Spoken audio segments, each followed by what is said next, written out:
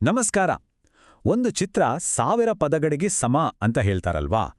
ಇವತ್ತು ನಾವು ನೋಡ್ಬೋತಿರುವ ಚಿತ್ರ ಅಕ್ಷರಶಃ ಅದಕ್ಕೆ ಒಂದು ಉತ್ತಮ ಉದಾಹರಣೆ.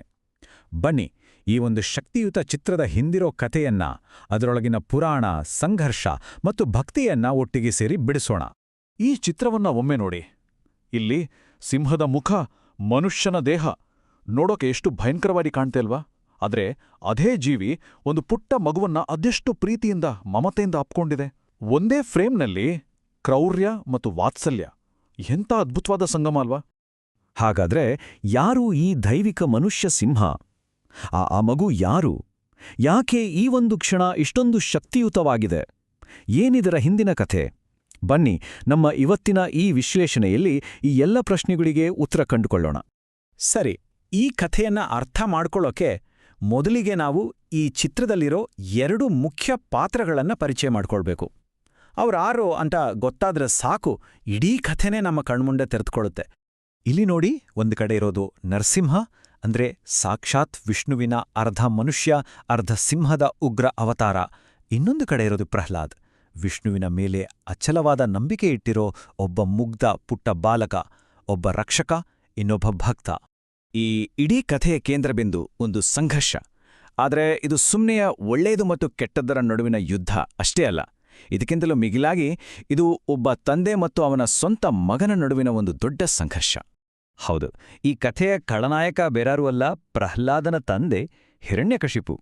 ಈತ ಮಹಾನ್ ತಪಸ್ಸು ಮಾಡಿ ಬ್ರಹ್ಮನಿಂದ ಬಹುತೇಕ ಅಮರನಾಗುವಂಥ, ಅಂದ್ರೆ ಯಾರಿಂದಲೂ ತನ್ನನ್ನು ಕೊಲ್ಲಲು ಸಾಧ್ಯವಾಗದಂಥ ಒಂದು ವಿಚಿತ್ರವಾದ ವರವನ್ನೇ ಪಡ್ಕೊಂಡಿದ್ದ.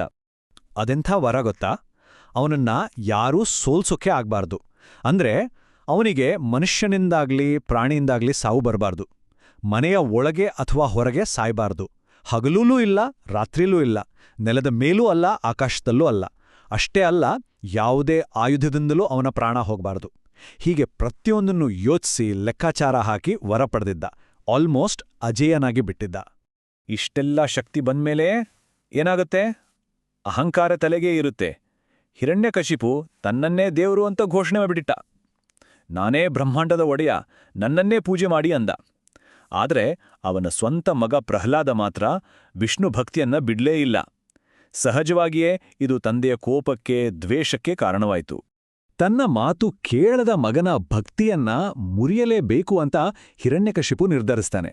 ಹಾಗಾಗಿ ಪ್ರಹ್ಲಾದನನ್ನ ಒಂದಾದ ಮೇಲೊಂದರಂತೆ ಕ್ರೂರವಾದ ಪರೀಕ್ಷೆಗಳಿಗೆ ಒಳಪಡಿಸ್ತಾನೆ.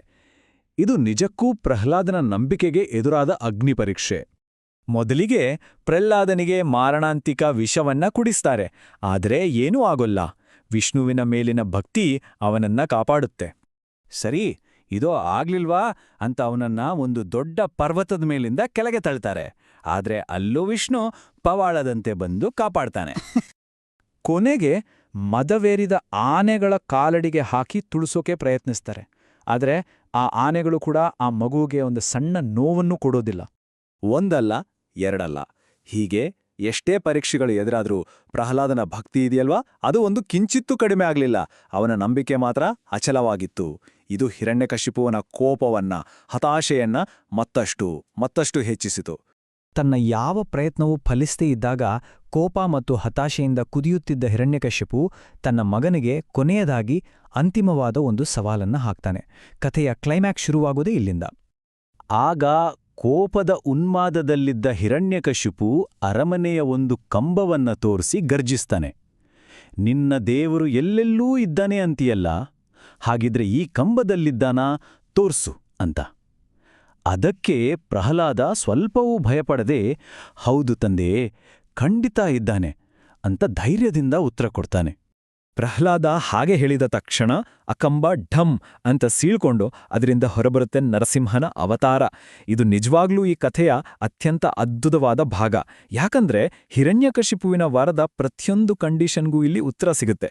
ನೋಡಿ, ವರದ ಪ್ರಕಾರ ಅವನು ಮನುಷ್ಯನಿಂದ ಸಾಯ್ಬಾರ್ದು, ಪ್ರಾಣಿಯಿಂದಲೂ ಸಾಯ್ಬಾರ್ದು ಅಲ್ವಾ? ಬಂದಿದ್ದು ಅರ್ಧ ಮನುಷ್ಯ ಅರ್ಧ ಸಿಂಹ. ಮನೆಯ ಒಳಗೂ ಅಲ್ಲ, ಹೊರಗೂ ಅಲ್ಲ. ಹಾಗಾಗಿ ನರಸಿಂಹ ಬಂದಿದ್ದು ಹೊಸ್ತಿಲ ಮೇಲೆ. ಹಗಲೂ ಅಲ್ಲ, ರಾತ್ರಿಯೂ ಅಲ್ಲ. ಅದಕ್ಕೆ ಆಯ್ಕೆ ಮಾಡ್ಕೊಂಡಿದ್ದು ಸಂಜೆಯ ಹೊತ್ತು, ಅಂದ್ರೆ ಟ್ವೈಲೈಟ್. ನೆಲದ ಮೇಲೂ ಅಲ್ಲ, ಆಕಾಶದಲ್ಲೂ ಅಲ್ಲ. ಅದಕ್ಕೆ ಅವನನ್ನ ತನ್ನ ತೊಡೆಯ ಮೇಲೆ ಕೂರಿಸ್ಕೊಂಡು. ಮತ್ತು ಯಾವುದೇ ಆಯುಧದಿಂದಲೂ ಅಲ್ಲ. ಹಾಗಾಗಿ ತನ್ನ ಉಗುರುಗಳಿಂದಲೇ ಅವನನ್ನ ಸಂಹಾರ ಮಾಡ್ತಾನೆ. ಪ್ರತಿಯೊಂದು ಷರತ್ತಿಗೂ ಎಂಥ ಚಾಣಾಕ್ಷ ಉತ್ತರ ಅಲ್ವಾ? ಹಿರಣ್ಯಕಶಿಪುವಿನ ಸಂಹಾರವಾಯಿತು, ದುಷ್ಟನ ಅಂತ್ಯವಾಯಿತು ಅಂತ ಕಥೆ ಇಲ್ಲಿಗೆ ಮುಗಿಲಿಲ್ಲ. ಇಲ್ಲೊಂದು ಅನಿರೀಕ್ಷಿತ ತಿರುವು ಕಾದಿತ್ತು. ಕ್ರೋಧದ ಪರಾಕಾಷ್ಠೆಯಿಂದ ವಾತ್ಸಲ್ಯದ ಸಾಗರದ ಕಡೆಗೆ ಕಥೆ ಸಾಗುವ ಕ್ಷಣವಿದು. ಹಿರಣ್ಯಕಶಿಪುವನ್ನ ಕೊಂದು ಮೇಲೂ ನರಸಿಂಹನ ಕೋಪ ಇದೆಯಲ್ಲ, ಅದು ಶಾಂತವಾಗಲೇ ಇಲ್ಲ. ಆ ರೌದ್ರಾವತಾರದ ಕೋಪದ ಜ್ವಾಲೆ ಇಡೀ ಬ್ರಹ್ಮಾಂಡವನ್ನೇ ಸುಟ್ಟು ಹಾಕುವಷ್ಟರ ಮಟ್ಟಿಗೆ ತೀವ್ರವಾಗಿತ್ತು. ದೇವತೆಗಳೆಲ್ಲ ಭಯದಿಂದ ನಡುಗ್ತಿರುವಾಗ ಪ್ರಹ್ಲಾದ ಮಾತ್ರ ಸ್ವಲ್ಪವೂ ಹೆದರದೆ ಮುಂದೆ ಬಂದು ನರಸಿಂಹನ ಪಾದಗಳಿಗೆ ನಮಸ್ಕರಿಸ್ತಾನೆ.